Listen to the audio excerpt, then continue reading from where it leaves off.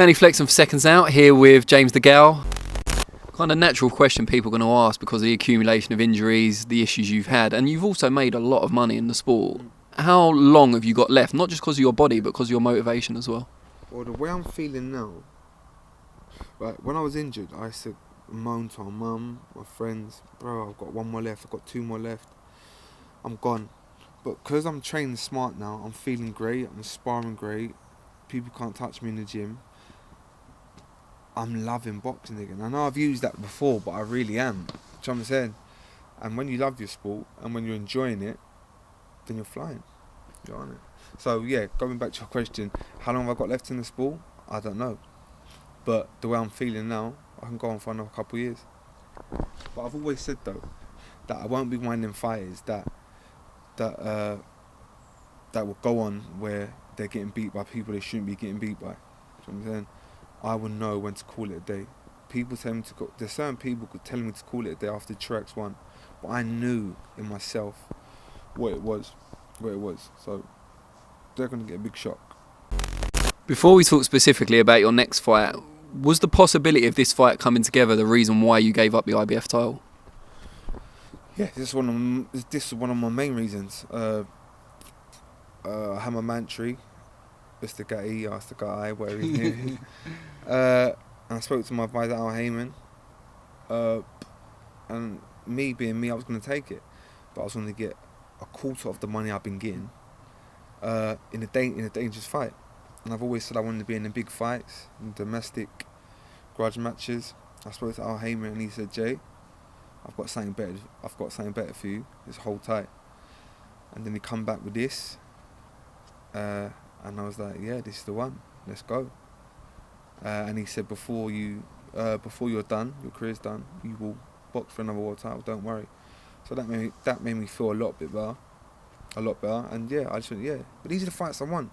I want to be in these fights. It's like, just to finish off my career, I need them legacy kind of fights.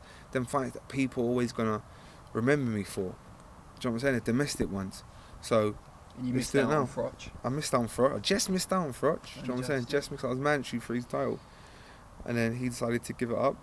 I boxed Groves years ago, 6-7 years ago. So yeah, if I could get like a Eubank, a Groves, a Smith, whatever. But listen to me. I don't need no one. Like people saying that I need them, like different fighters. I've got Al Heyman behind me. I will always make money and always be in big fights. You know what I'm saying? So I don't want people to think that I need them to earn money and to get world titles, because I've got the powerfulest man in boxing behind me, and we've got a good relationship and we get along and he treats me well.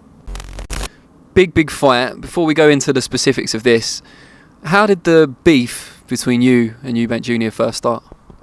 It started, you know what, I'm telling you the truth, right? I can't remember, I think it was after the Groves loss. This guy emailed me. No, he Facebooked me. That's how long ago, not email. He Facebook messaged me just saying that, don't worry about the loss. You'll come back stronger. Me and you are going to fight one day. Well, just talking bare nonsense. I took no notice of it. Then he turned pro. I don't know if he was pro then. And he asked to come down and spar. I said yes, he come down and spar. I think we did 6 rounds.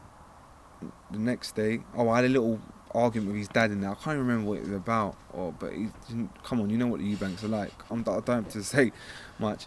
And then the next day he come out and said I schooled James DeGale. It's just crazy.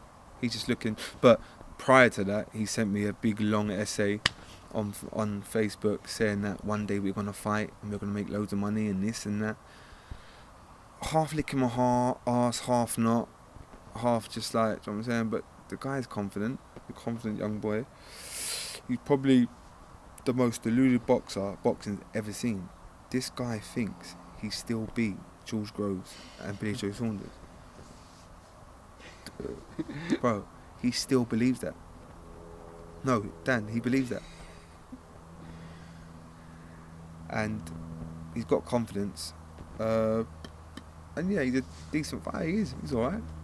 But when he steps up to the highest level, he gets found out. What do you remember about the sparring session, the 6 rounds? It was so long ago.